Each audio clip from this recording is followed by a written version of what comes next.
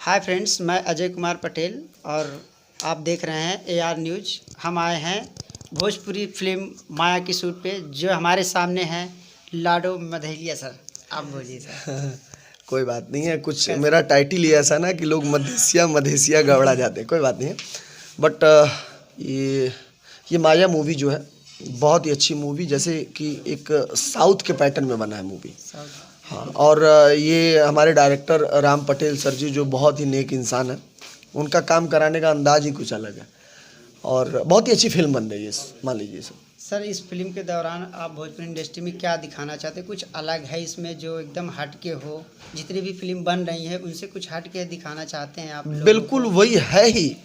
अभी सारे भोजपुरी फिल्म में ये होता है कि बाबू साहब, प्रधान जी, ये वो, ऐसा कुछ ही नहीं है। साउथ की तरह ये मूवी है। इसमें एक माया कैरेक्टर है और बहुत ही गजब है, बहुत सस्पेंसिंग है मूवी और ड्रामा बहुत ज़्यादा है। आपको ये नहीं लगेगा कि अगला सीन क्या होने वाला है। ऐसी मूवी है, अब ज़्यादा कुछ नहीं बोलेंगे। सब सस्पेंस। सब सस्पेंस है। और डायरेक्टर के बारे में क्या कहेंगे?